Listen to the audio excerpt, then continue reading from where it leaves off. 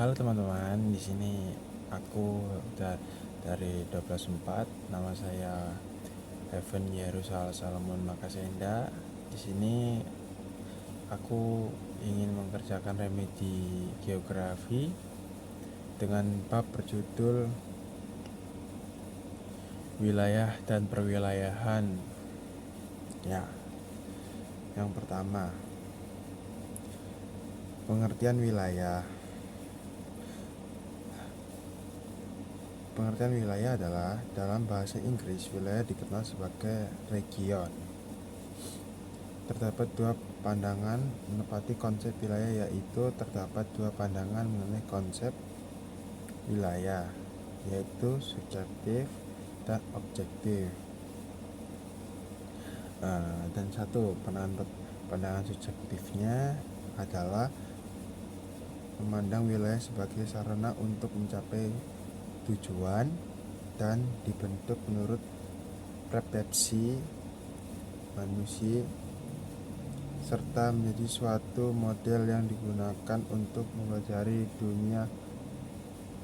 Pandangan objektif, wilayah batas-batas yang jelas dan definitif, di mana secara alamiah memisahkan suatu wilayah dari wilayah lainnya. Yaitu yang pertama ya. Yang kedua, klasifikasi wilayah, yaitu wilayah dapat dibedakan menjadi beberapa kategori, yaitu wilayah formal, wilayah fungsional, dan wilayah perencanaan, wilayah administratif. Yang kedua, wilayah formal. Wilayah formal adalah wilayah geografis yang bersifat homogen. Menurut kriteria terbentuk baik berupa kriteria fisik, topografi, iklim, kriteria ekonomi seperti jenis industri atau pertanian. Contoh wilayah kawasan wisata di Pangandaran, yaitu wilayah kawasan wisata di Pangandaran, yaitu ya contoh-contoh klasifikasi dan wilayah formal. Ya, itu dia. Yang ketiga, yang kedua, wilayah modal fungsional. Wilayah geografi dengan koherensi fungsional tertentu, afinitas saling memiliki ketergantungan berdasarkan kriteria tertentu. Yang C, wilayah perencanaan atau juga wilayah program. Ya, wilayah program itu kayak wilayah yang diprogram dari perencanaan. Ya itulah intinya, dengan perencanaan dari proyek-proyek besar, yaitu wilayah geografis yang cocok untuk perencanaan dan pelaksanaan rencana pembangunan daerah ya. Dan yang ketiga, wilayah administrasi ya, itu administrasi kayak contohnya kayak dibentuk untuk tujuan-tujuan manajerial dan organisasial, yaitu wilayah administrasi dibentuk untuk tujuan-tujuan manajerial dan organisasional ya. Masih nomor 3, perwilayahan atau juga regionalisasi. Perwilayahan adalah suatu proses penggolongan wilayah berdasarkan kriteria tertentu. A, perwilayahan formal atau juga perwilayahan homogen.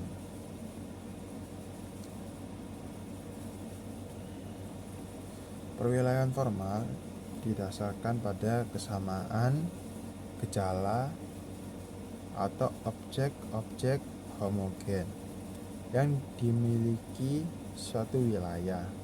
Contohnya, pengkelompokan negara beriklim tropis dapat dilakukan dengan menganalisis lokasi astronomis atau unsur-unsur penentu klasifikasi iklim yang ditentukan seperti suhu atau hujan, rata-rata tahunan maupun bulanan. Ya, itulah contohnya kayak musim pancaroba, kayak iklim seperti kayak di Indonesia sekarang banyak musim suhu naik drastis atau menurun drastis, derajatnya turun drastis, suhunya ya suhu atau rata-rata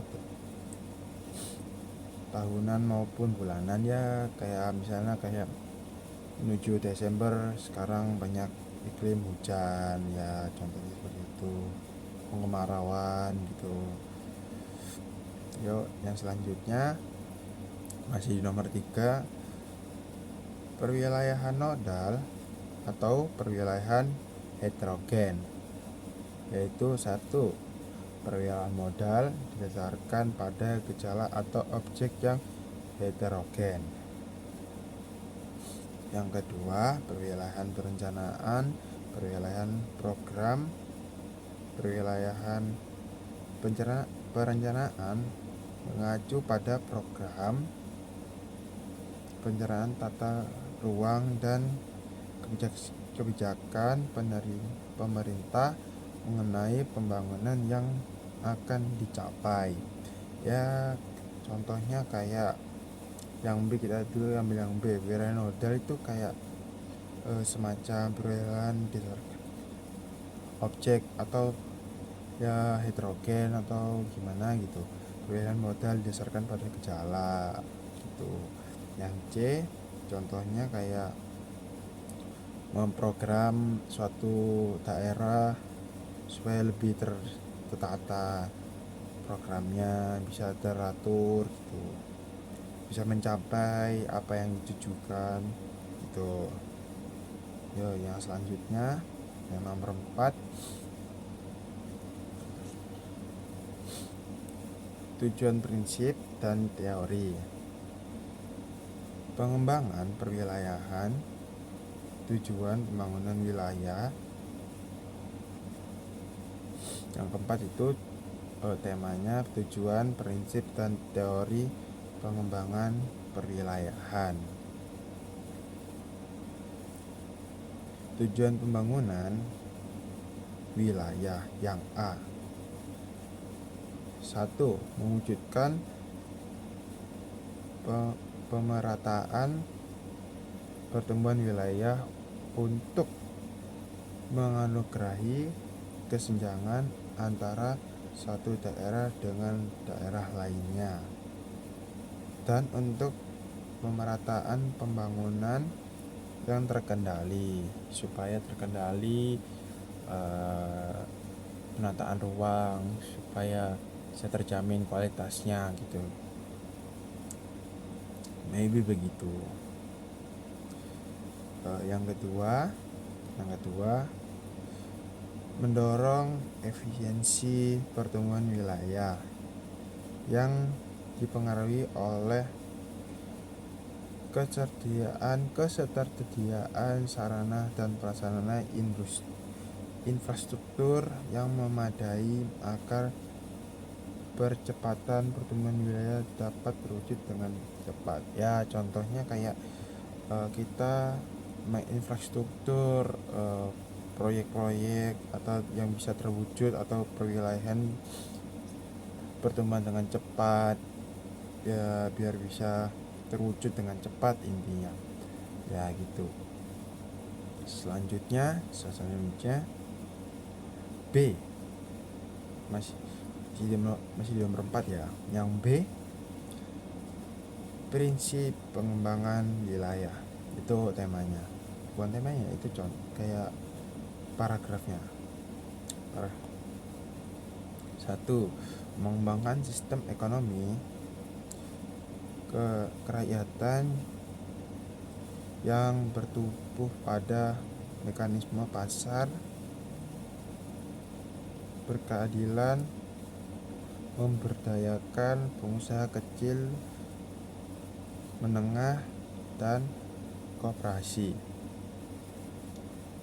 Agar mampu bekerja sama secara efektif, efisien, dan berdaya saing global.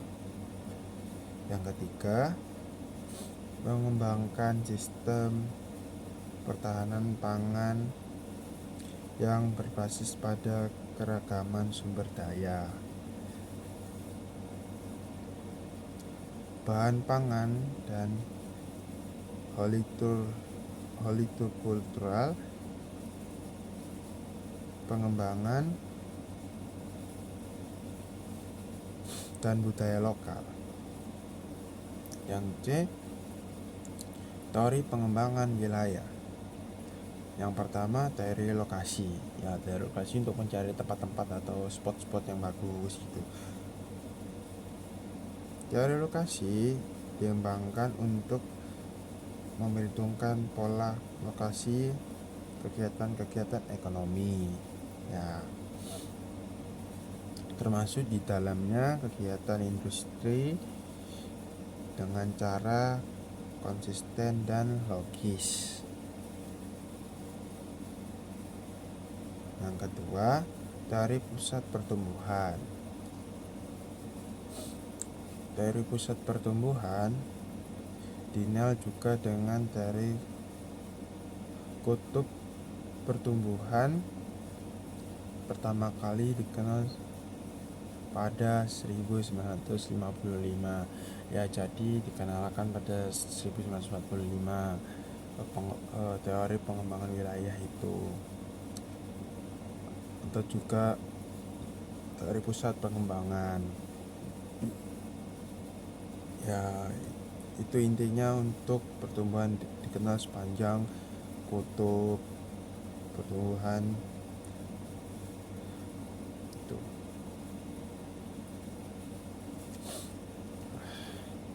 Set selanjutnya yang kelima,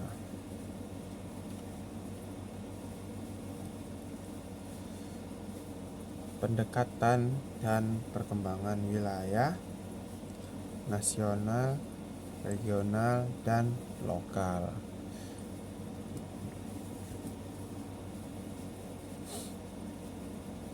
Pendekatan pengembangan wilayah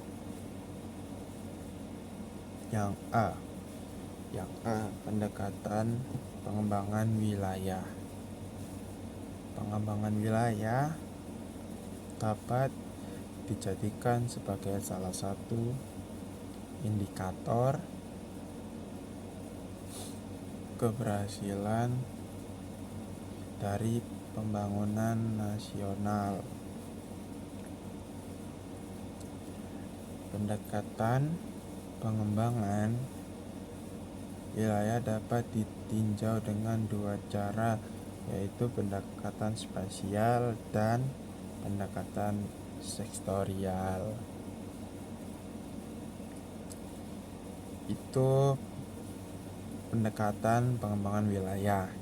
Itu penjelasannya dan intinya yaitu pendekatan spesial dan pendekatan sektorial, yaitu wilayah dapat dijadikan sebagai salah satu indikator keberhasilan dari pembangunan nasional. Itu yang satu, berikut kelima, nomor satu, pendekatan spesial. Pendekatan spesial atau keruangan merupakan suatu cara pandang yang menekankan eksistensi ruang sebagai wadah untuk mengakomodasi kegiatan manusia dalam menjelaskan fenomena geosfer. Nah, fenomena geosfer itu apa? Nah, kita cari di Google. Kita telusuri apa itu fenomena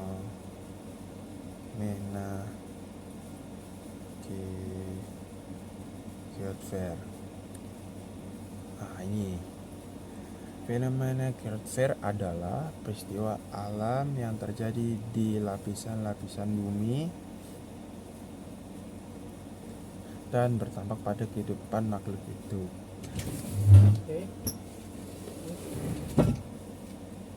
Geosfer adalah lapisan yang mencakup seluruh komponensi fisik dan non-fisik di permukaan bumi.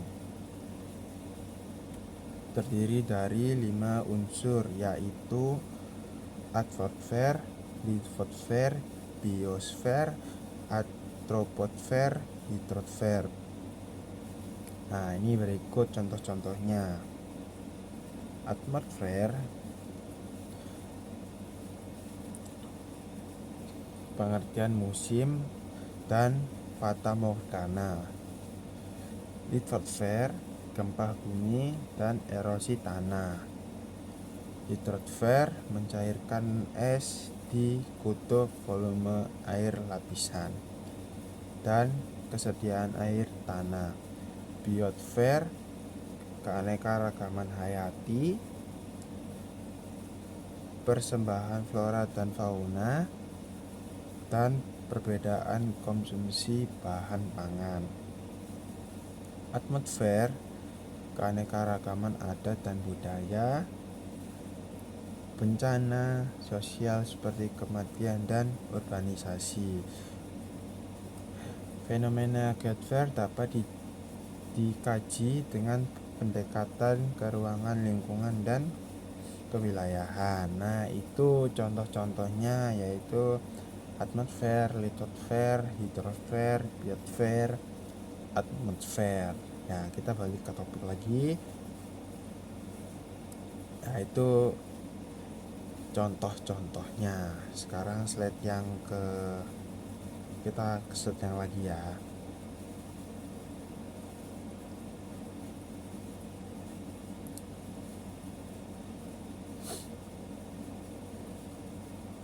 Masih slide yang kelima, pendekatan sektorial. Pendekatan sektorial adalah suatu pendekatan di mana seluruh kegiatan ekonomi dan wilayah perencanaan dikelompokkan atas dasar sektor-sektor.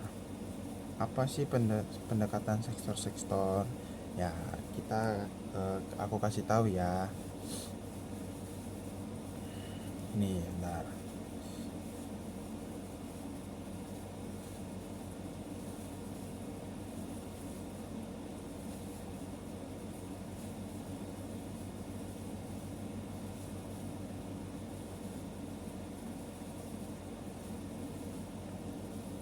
Ya, ini peringatan sektoral adalah cara untuk menganalisis pengembangan wilayah, pengembangan dengan mengelompokkan aktivitas ekonomi di dalam sektor-sektor tertentu.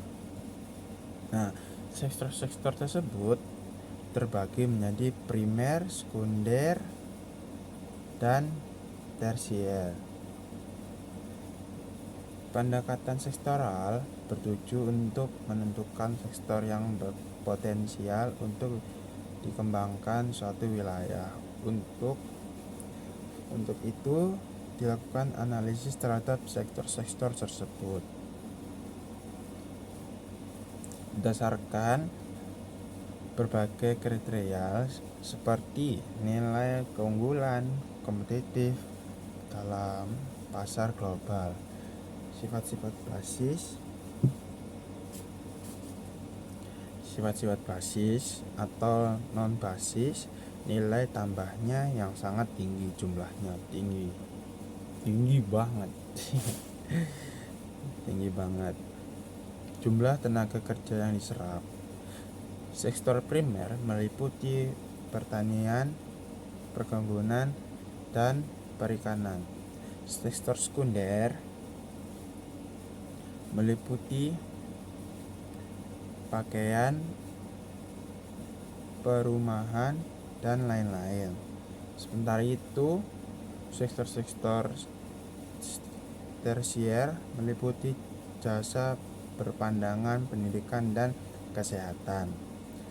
Pendekatan sektorial berbeda dengan pendekatan spasial yang lebih menekankan pada aspek ruang atau tata ruang dalam pengembangan wilayah, yaitu contoh-contohnya. Kita balik ke topik lagi, itulah contoh-contohnya pendekatan sektoral. Yang keenam,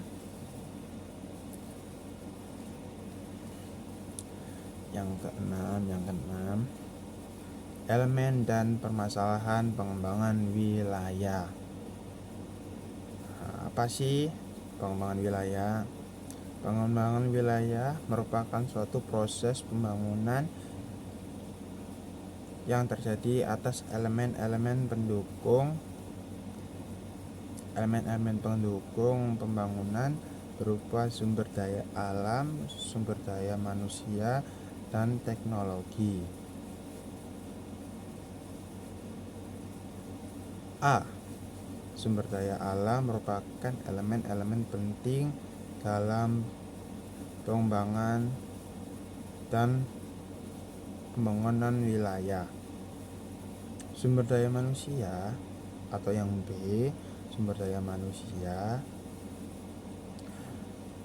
juga termasuk hal penting dalam pengembangan wilayah. Potensi sumber daya alam yang melimpah tidak akan bermanfaat maksimal jika tidak didukung oleh sumber daya manusia yang sangat unggul. Yang C, teknologi sangat membantu pengembangan wilayah. Kemajuan teknologi perlu didukung oleh kompetensi sumber daya manusia yang memadai sehingga kedua elemen tersebut mampu berkembang atau mengembang sumber daya alam tersebut. Nah, kalau kurang jelas, kita ulangi dari yang A. Sumber daya alam merupakan elemen-elemen penting dalam pengembangan dan pembangunan wilayah. Guys ya. Sumber daya alam, pembangunan wilayah sumber daya alam. Yang B, sumber daya alam Yang B, sumber daya manusia juga termasuk hal penting. Ingat, catat. Hal penting dalam pengembangan wilayah.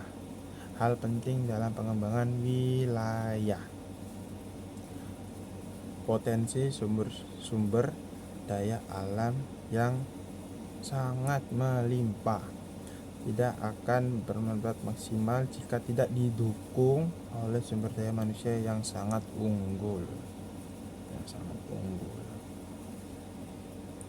Yang C disimak. Teknologi sangat membantu pengembangan wilayah. Kemajuan teknologi perlu didukung oleh kompetensi sumber daya manusia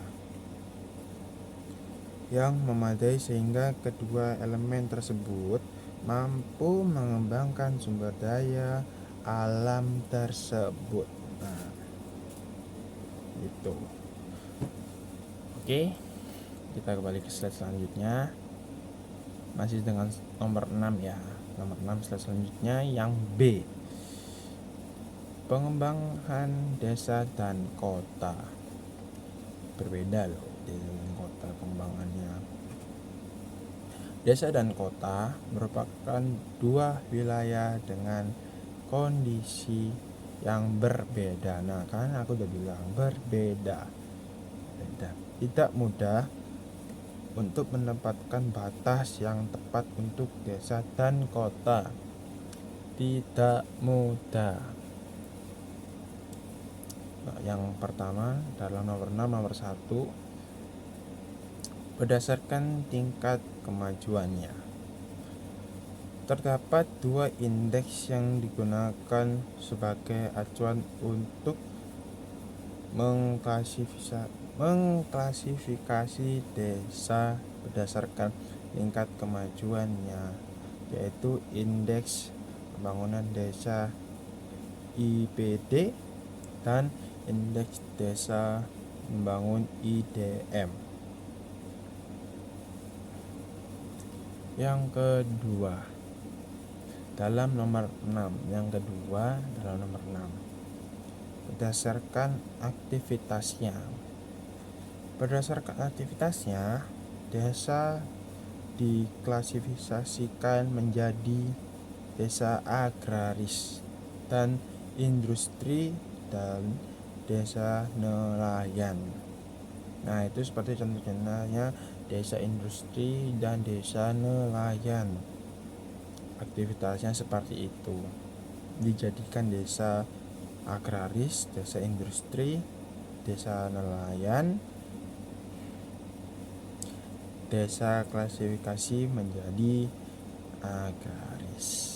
Oke, di slide selanjutnya masih dengan nomor 6 yang A. Desa agraris. Oh, ini contoh-contohnya ya. Desa agraris. Desa agraris tidak diragukan lagi mayoritasnya penduduk bermata pencarian sebagai petani atau memiliki dan mengelola kebun. Nah, itu desa agraris. Desa industri yang B ya, desa industri. Desa industri adalah desa yang sumber pendapatannya utamanya berasal dari bidang industri. Nah, itulah sama dengan di perikopnya. B, desa industri. Misalnya, desa yang menghasilkan barang lokal berkualitas dan juga desa yang bisa membangkitkan usaha dan menjadikan sebagai sumber pendapatan utama. Yang C, desa nelayan. Desa nelayan tuh kayak ya kalian tahu sendiri lah, kayak di Suramadu itu desa nelayan namanya. Banyak orang-orang di sana itu kayak menjadi nelayan ya, pekerjaannya ya jadi nelayan gitu loh guys, nelayan ya. Nih, desa nelayan di Indonesia memiliki garis pantai sepanjang 95-180 km. Sepanjang 150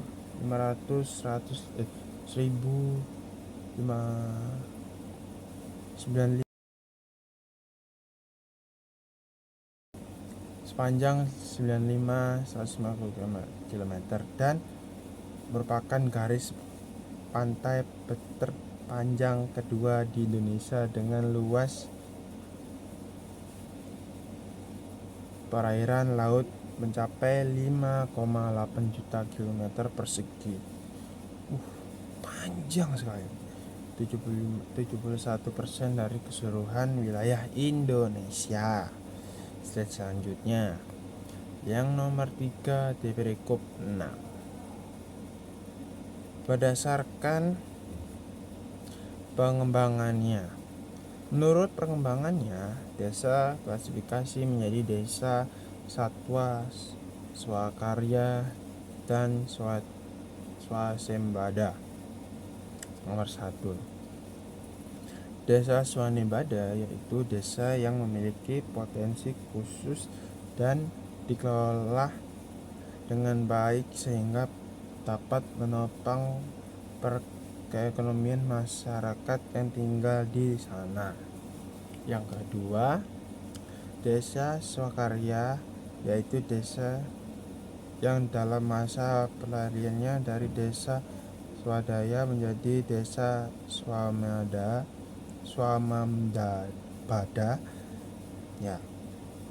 Yang ketiga, desa swasembada yaitu desa yang masyarakatnya telah mampu memanfaatkan dan mengembangkan sumber daya alam dan potensinya sejalan dengan kegiatan pembangunan daerah. Nah, sekian dari aku. Maaf kalau ada salah kata. Terima kasih. Saya Evan dari 12.4 absen 18 mengundurkan diri. Terima kasih dan sampai jumpa. Dadah.